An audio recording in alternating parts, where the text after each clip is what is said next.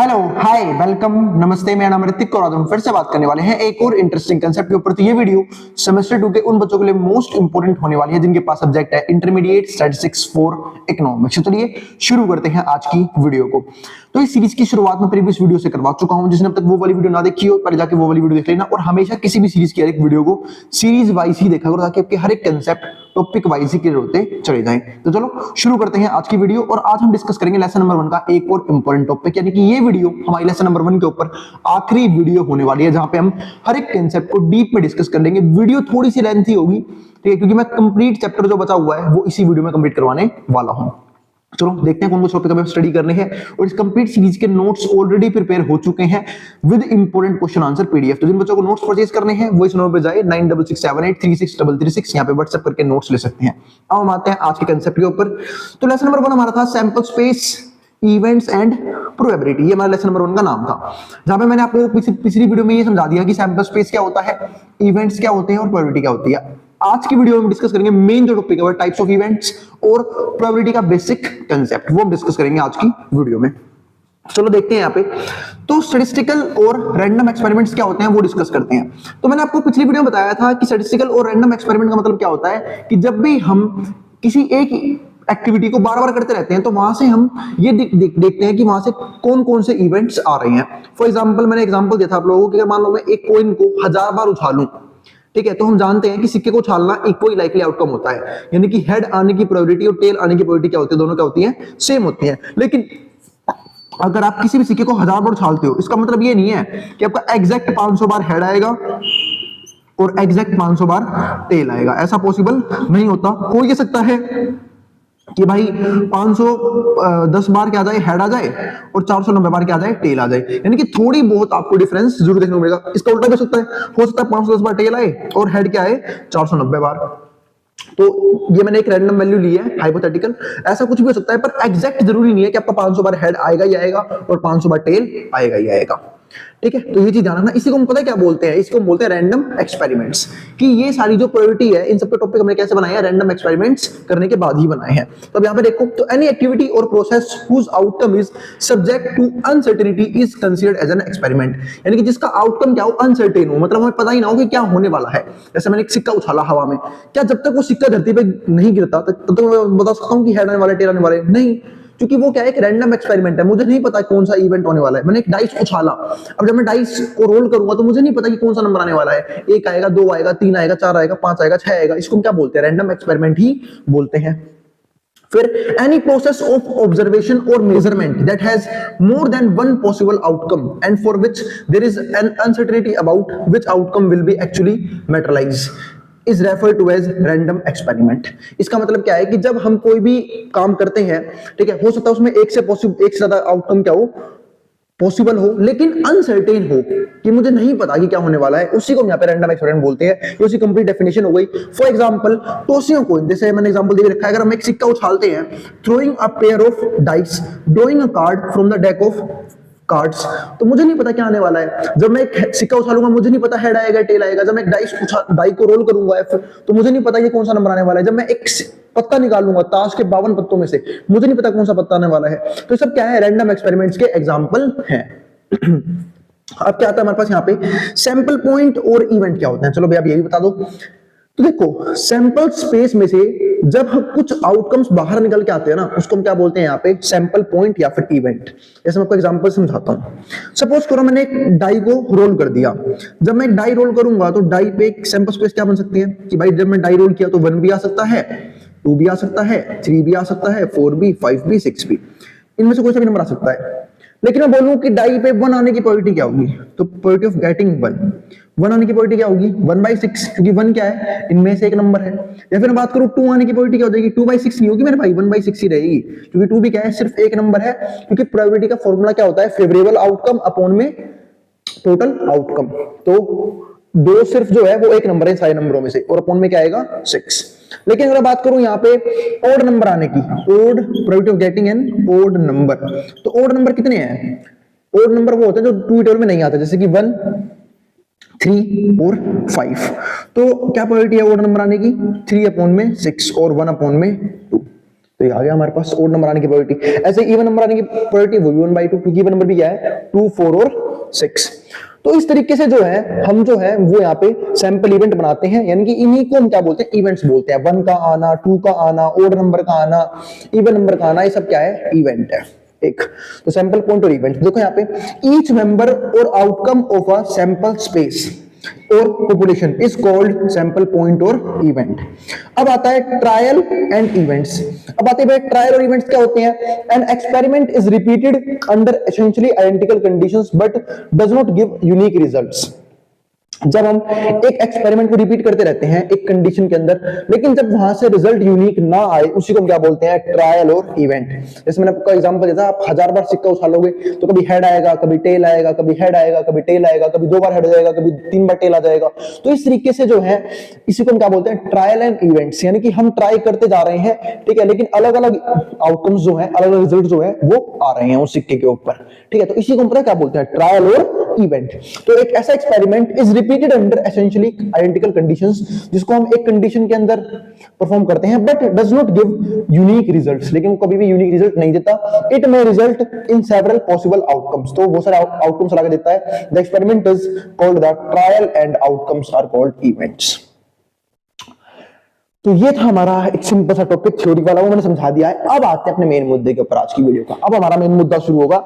ये तो बहुत ही तुच्छ बातें थी जो हमने डिस्कस कर ली, ठीक है। अब आते हैं मेन टॉपिक के ऊपर। अब आता है टाइप्स ऑफ इवेंट। अब टाइप्स ऑफ इवेंट को समझते हैं, साथ साथ प्रोबेबिलिटी कंसेप्ट को भी डिस्कस करूंगा मैं। पहले मैं इसको इरेज कर देता हूं, फिर हम प्रोबेबिलिटी के साथ साथ अपने इवेंट्स को भी डिस्कस करेंगे। पहले प्रोबेबिलिटी डिस्कस करते हैं, पहले यहां तक इसको जो उतारना उतार सकता है, मैं उतारूं बोर्ड के सामने से, फिर मैं इसे बिल्कुल इरेज कर दूंगा, ये वाला पार्ट और ये वाला पार्ट। सब टाइप्स ऑफ इवेंट आपके बोर्ड पर नजर आएगा आपको, जिसको जो उतारना उतार लो, मैं उतारूं बोर्ड के सामने से।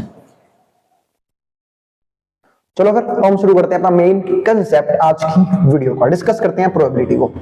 तो प्रोबेबिलिटी बच्चों ने पहले भी पढ़ रखी होगी, आप 9th में भी थी, 10th क्लास में भी थी, 8th में भी थी, यहां तक की प्रोबेबिलिटी, पर उस लेवल पर नहीं थी।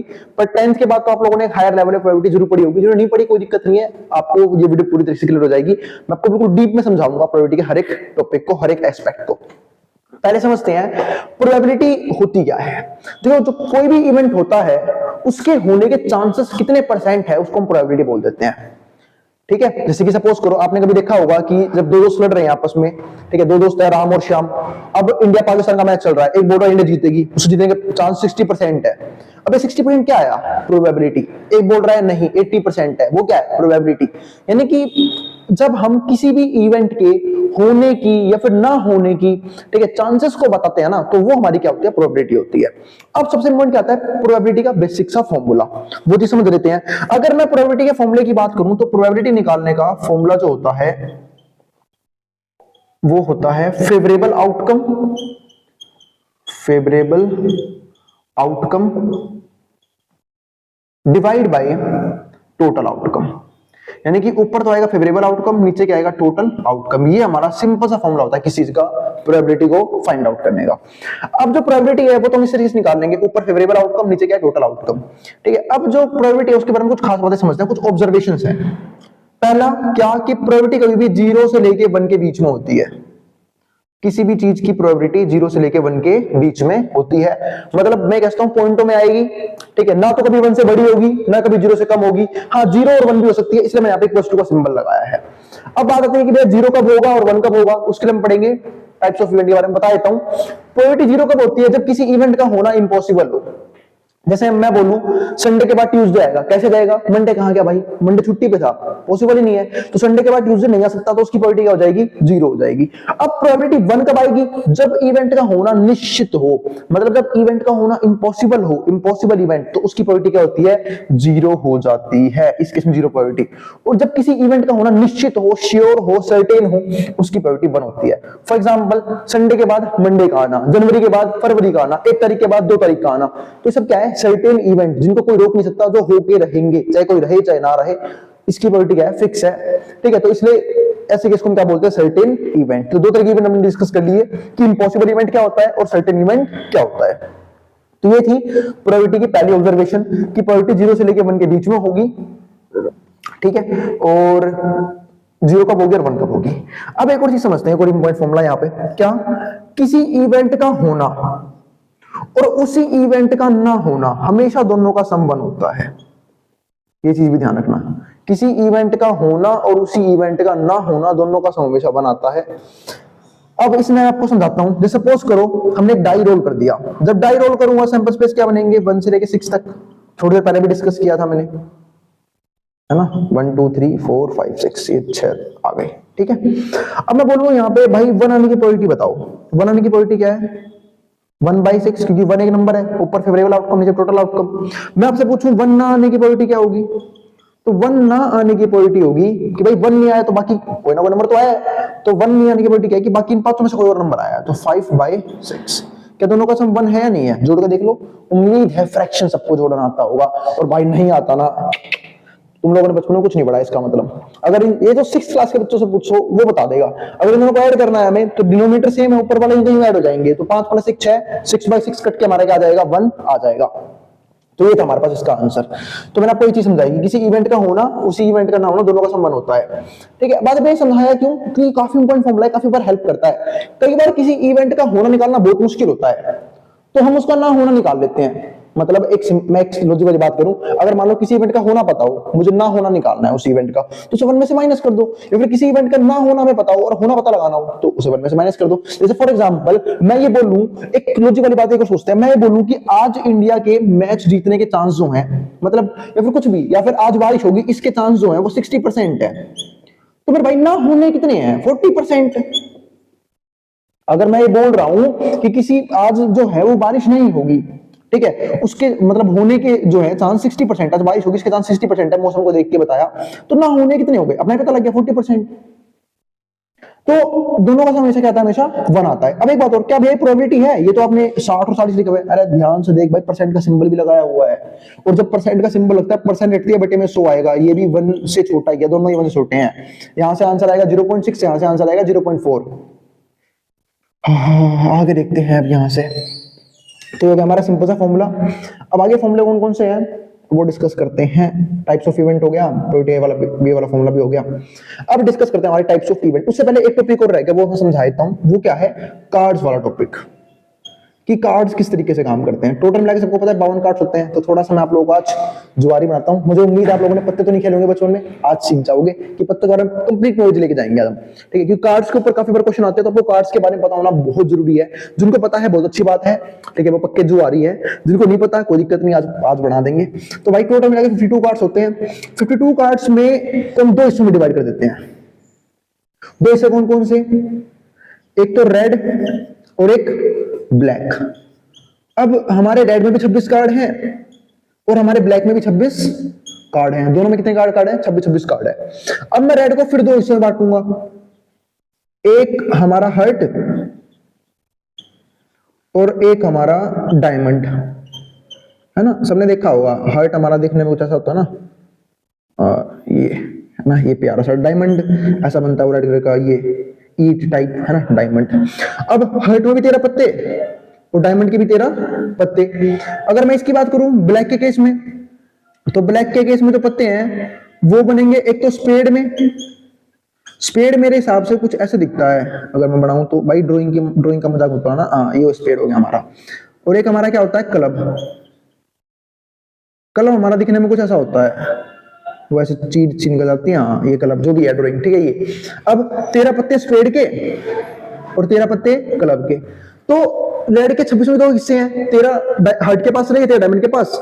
ब्लैक के 26 में 2 हिस्से हैं, 13 स्पेड के पास, 13 क्लब के पास। और ये 13 पत्ते कुछ इस तरीके से होते हैं, किस तरीके से, ए टास्क के पत्तों में कभी 1 नहीं होता, ए आएगा आपके सामने 2 आएगा, 3 आएगा, 4 आएगा, 5 आएगा, 6 आएगा, 7 आएगा, 8 आएगा, 9 आएगा, 10 आएगा, फिर आएगा जैक, क्वीन और किंग।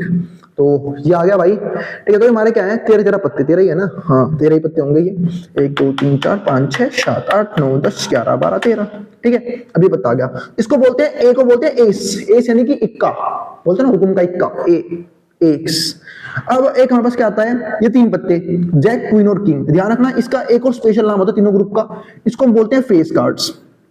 क्या बोलते हैं, फेस कार्ड्स। क्यों, क्योंकि इनकी शक्लें होती है, इनके पास चेहरा होता है, इसको क्या बोलते हैं, फेस कार्ड्स। जैक को भी, क्वीन को भी, किंग को भी। अब एक बात यहां पे समझना, ये 13 पत्ते जो है ना, ये 13 पत्ते हर्ट के पास भी हैं, यही 13 पत्ते डायमंड के पास भी हैं, यही 13 पत्ते स्पेड के पास भी हैं, यही 13 पत्ते क्लब के पास भी हैं। तो इसका मतलब मैं एक बात पूछूं, टोटल मिला कितने फेस कार्ड हुए भाई? 3 फेस कार्ड हर्ट के, 3 फेस कार्ड डायमंड के, 3 फेस कार्ड स्पेड के, 3 फेस कार्ड क्लब के। तो टोटल मिला के जो फेस कार्ड बनेंगे वो बनेंगे कितने हमारे पास? 12, 3 चौक 12। इस तरीके से हमारा जो पूरा सिस्टम है वो क्या करता है? काम करता है इसका। अब कुछ क्वेश्चंस पूछ लेता हूं आप लोगों से ताकि आप लोगों की थोड़ी सी नॉलेज इंक्रीज हो जाए कार्ड्स के बारे में। अगर मैं आपसे पूछूं कि प्रोबेबिलिटी निकाल लो एक ब्लैक कार्ड होने की, अब सिर्फ कुछ क्वेश्चन डिस्कस करेंगे, फिर हम आएंगे अपने आज की वीडियो के लास्ट टॉपिक पे टाइप्स ऑफ इवेंट्स के ऊपर। अब प्रोबेबिलिटी मान लो निकालनी है आपको ब्लैक कार्ड्स की। ब्लैक कार्ड, अब ब्लैक कार्ड कितने लास्ट के पत्तों में भाई? हम जानते हैं टोटल मिला के 52 कार्ड होते हैं, तो इसमें से 26 लाल हो गए, 26 काले हो गए, तो ब्लैक कार्ड कितने आए? 26 बटे में टोटल यानी कि 52। कट गया हमारा आंसर, 1/2 आ गया आंसर। सिंप्लीफिकेशन करने के बाद ही प्रोबेबिलिटी का आंसर लिखना, तो 1/2। अब अगर मैं एक और बात करूं कि भैया ब्लैक कार्ड मतलब निकाल लो, तुम निकाल लो ब्लैक किंग। अब ब्लैक किंग, अब ब्लैक किंग कितने होंगे ये बताओ? ताश के पत्तों में कितने किंग हुए? 4 किंग है ना, किंग जो है ये 4 किंग। अब 4 किंग में से 2 रेड के पास होंगे, 2 ब्लैक के पास होंगे। मतलब कहना ही चाह रहा हूं एक किंग हर्ट का होगा, एक किंग डायमंड का होगा, तो और एक किंग स्पेड का होगा, एक किंग क्लब का होगा। अगर मुझे ब्लैक किंग निकालना है तो 2 किंग है और डिवाइड बाय कितना हो जाएगा? 52। 2 से काट लो, ये कितना आंसर आया? 1/26। क्या दिक्कत है? आसान सा क्वेश्चन, आसान सा आंसर, ब्लैक किंग आ गया। चलो कुछ और पूछ लेता हूं। अब देखते हैं red face card. Red face card, अब हम सब जानते हैं कि भाई टोटल फेस कार्ड कितने हैं? 12, जिसमें से 6 जाएंगे ब्लैक के पास, 6 जाएंगे रेड के पास। पता भी है कैसे? अरे भाई ये 3 फेस कार्ड जो हैं, ये 3 फेस कार्ड हर्ट के पास भी होंगे, ये 3 फेस कार्ड डायमंड के पास भी होंगे, तो दोनों मिला कितने हो गए? 6 फेस कार्ड हो गए, तो 6/52। 6/52 को जब काटोगे 2 के पाड़े से तो 6 आएगा 3 पे, 52 आएगा कितने पे? 26 पे। बस ये हमारा है। और क्वेश्चन पूछूं, किंग आने की प्रोबेबिलिटी क्या होगी? किंग आने की 4/52, 4 किंग है। अगर वही पूछे रेड का किंग तो 2/52, ब्लैक का किंग वो भी 2/52। ठीक है, मैं आपसे पूछूं कि किंग निकालना है हर्ट का। अब भाई हर्ट के पास तो एक ही किंग है, तो 1/52। मैं आपसे पूछूं किंग डायमंड का, तो भी 1/52। और कोई क्वेश्चन पूछूं क्वीन किसकी? ब्लैक की। अब ब्लैक के पास कितनी क्वीन होंगी? 2 क्वीन, एक स्पेड के पास, एक क्लब के पास, तो 2/52, 1/26। इस तरीके से हमारे क्वेश्चन होते हैं प्रोबेबिलिटी के कार्ड्स के ऊपर। तो उम्मीद है आपको कार्ड्स का टॉपिक जो काफी इंपॉर्टेंट है वो भी समझ में आ गया होगा। मैंने आपको समझाया पहले कार्ड्स को डिस्ट्रीब्यूट कैसे किया जाता है, फिर मैंने कुछ क्वेश्चन भी समझा दिए हैं और उम्मीद है आपको ये टॉपिक भी समझ में आ गया होगा। अब हम बढ़ते हैं आगे अपने टाइप्स ऑफ इवेंट्स के बारे में। पहले यहां तक जिसको जो उतारना उतार सकता है, मैं हट रहा हूं बोर्ड के सामने से, फिर डिस्कस करते हैं टाइप्स ऑफ इवेंट को। चलो फिर हम देखते हैं अपनी वीडियो का नेक्स्ट कंसेप्ट। अब आता है हमारे पास types of event. Types of event को मैं डिस्कस करूं तो श्योर इवेंट बता चुका हूं जिसका होना निश्चित हो, जिसकी प्रोबेबिलिटी में से क्या होती है? 1 होती है। इंपॉसिबल इवेंट पहले बता चुका हूं, जिसका होना असंभव हो उसकी प्रोबेबिलिटी क्या होती है? 0 होती है। अब आता है हमारा एग्जॉस्टिव इवेंट। ठीक है, पहले 2 तरह के इवेंट और समझते हैं। सपोज करो मैंने एक सिक्का उछाला, अब एक सिक्का टॉस किया है मैंने 3 बार।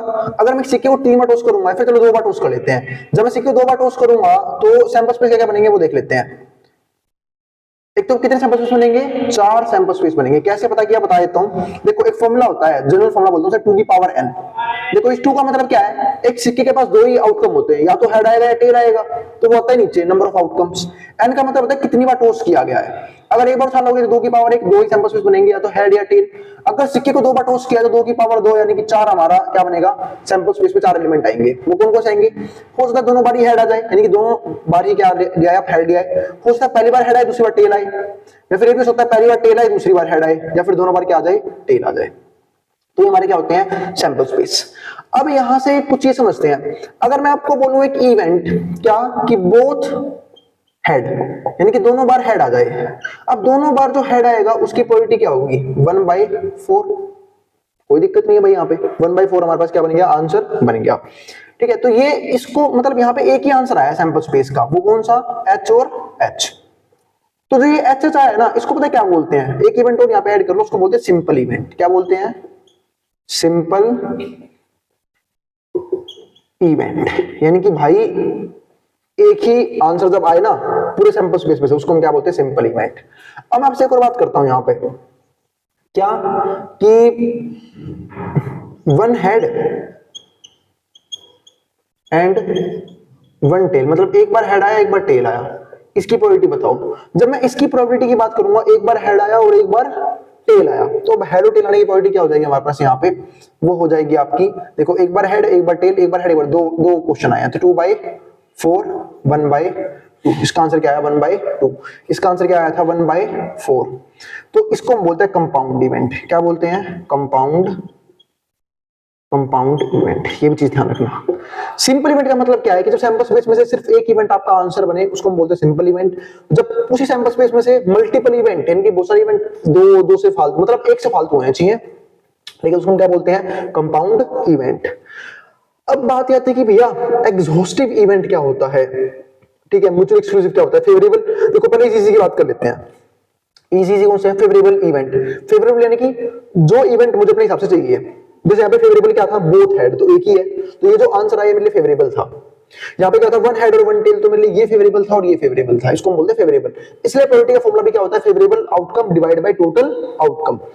अब आता है इक्वली लाइकली इवेंट, पहले ये डिस्कस कर लेते हैं। इक्वली लाइकली इवेंट मैं आपको ऑलरेडी बता चुका हूं, यानी कि एक ऐसा इवेंट जहां पे दो चीजों के होने की प्रोबेबिलिटी क्या है? बिल्कुल सेम है।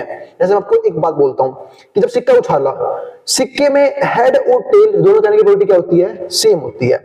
या फिर मान लो एक बेबी बोर्न हुआ, अब वो बोल भी सकता है, वो गर्ल भी हो सकती है, ठीक है, तो दोनों की प्रोबेबिलिटी क्या है? सेम है। तो जब प्रोबेबिलिटी सेम होना, उस ऐसे इवेंट्स को हम क्या बोलते हैं? Equally likely events.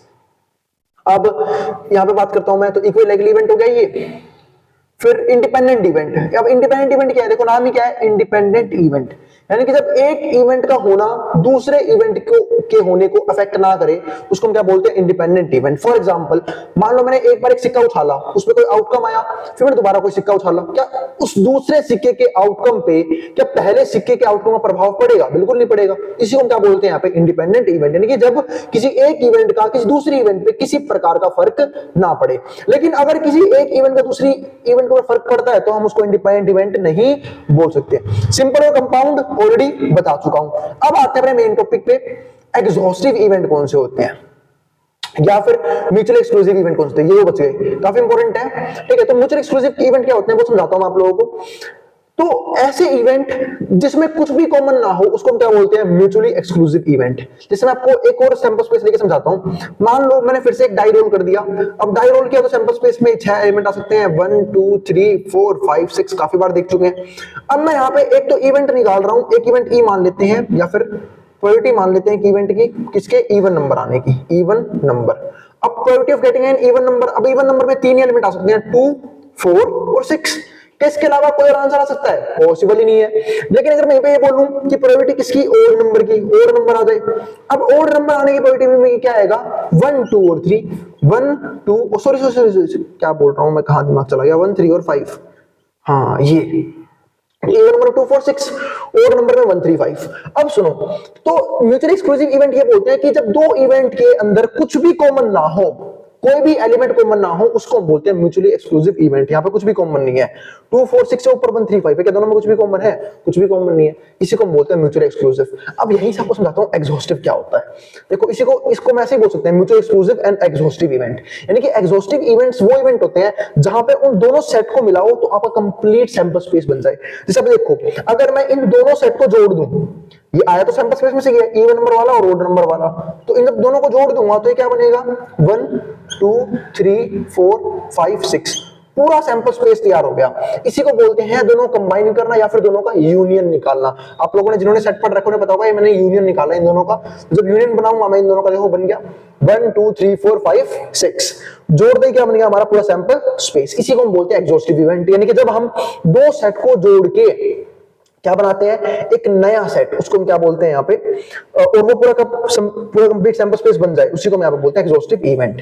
यानी कि म्यूचुअली एक्सक्लूसिव इवेंट का मतलब क्या है कि जब दो इवेंट में कुछ भी कॉमन ना हो और जब दो इवेंट्स वाले सेट को हम जोड़ दें और पूरा सैंपल स्पेस बन जाए, उसको हम क्या बोलते हैं? Exhaustive event. और इस केस में हम इसको बोलेंगे mutually exclusive and exhaustive event. क्यों? क्योंकि ये दो सेम इवेंट म्यूचुअली एक्सक्लूसिव भी थे और एग्जॉस्टिव भी है। तो ये चीज ध्यान रखना।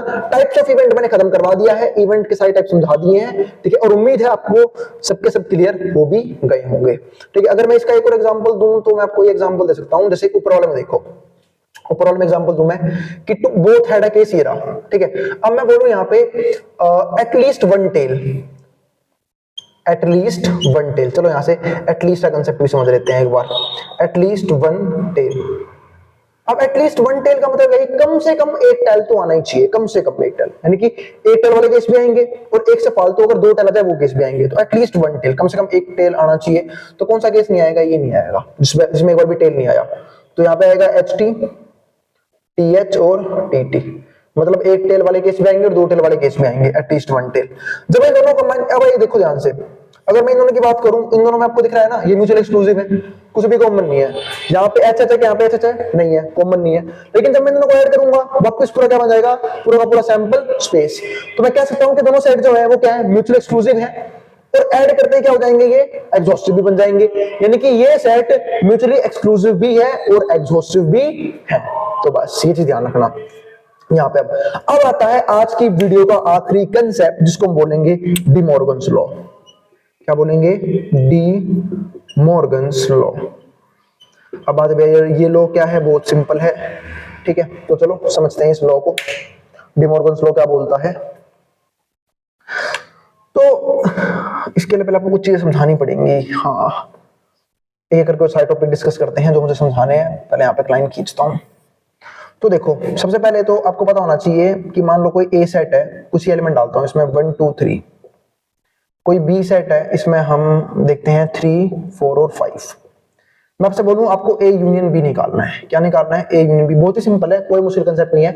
जिसे सेट्स पढ़ रखा है उनके लिए, उनको तो यूं भी समझ में आ गया होगा कि मैं क्या करने की कोशिश कर रहा हूं, क्योंकि मुझे डी मॉर्गन्स लॉ एक्सप्लेन करना है और डी मॉर्गन्स लॉ सेट का टॉपिक है, तो उसके पहले आपको समझ में आना बहुत जरूरी है, ठीक है। जिन्होंने सेट पढ़ रखा है उनके लिए तो बहुत अच्छी बात है, उनको टॉपिक पहले से ही आते होंगे। अब ए और बी क्या है? हमारे दो सेट है, ए में है 1 2 3, बी में है 3 4 5। A union B. अब मुझे अगर ए यूनियन बी निकालना है, ठीक है, तो कैसे निकालूंगा मैं? इन्हों को कंबाइन करना है मतलब मुझे। तो ध्यान रखना कि जो कॉमन एलिमेंट है वो एक ही बार लिखे जाएंगे। तो 1 2 3 3 दोनों में कॉमन एक ही बार लिखो, 4 5। ये आ गया हमारा ए यूनियन बी का आंसर। अगर यहीं से मुझे ए इंटरसेक्शन बी निकालना है, तो देखो यूनियन में क्या होता है कि यूनियन में हम एक ऐसा सेट बनाते हैं जिसमें ए के भी सारे एलिमेंट हो और बी के भी सारे एलिमेंट हो। लेकिन इंटरसेक्शन में हम बात करते हैं सिर्फ कॉमन एलिमेंट की। इंटरसेक्शन का मतलब क्या होता है? जैसे आपने सुना होगा बचपन में, इंटरसेक्टिंग पॉइंट, यानी कि कॉमन पॉइंट दो लाइन के बीच का। तो इंटरसेक्शन का मतलब क्या होता है? कॉमन। अब कॉमन यहाँ पे एक ही है, वो क्या है? 3। अब कहीं पूछेंगे भैया कॉमन ना आए तो भाई उसका एक सिंबल होता है फाई। फाई डिनोट करता है नल सेट को, यानी कि इसमें कोई भी एलिमेंट नहीं है। तो आ गया हमारा ए इंटरसेक्शन बी का आंसर कितना आ गया? 3। तो बी भी बन गया, ए यूनियन बी भी निकाल लिया, ए इंटरसेक्शन बी भी निकाल लिया, ये समझा दिया। अब एक टॉपिक होता है इसमें बोलते हैं कॉम्प्लीमेंट कैसे निकालते हैं, वो समझाता हूं। सपोज करो यू सेट है एक, यू सेट में है 1 2 3 4 5। अब मैंने एक और एग्जांपल लिया है, आपको निकालना है ए का कॉम्प्लीमेंट। क्या निकालना है? ए का कॉम्प्लीमेंट। देखो ए के कॉम्प्लीमेंट का मतलब पता है क्या होता है कि यू में से ए को गायब कर दो, यानी कि यू में से ए को माइनस कर दो, यू माइनस ए। अब u माइनस ए का मतलब पता है क्या है कि u में से वो एलिमेंट ला दो जो वो a भी लेके बैठा हुआ है।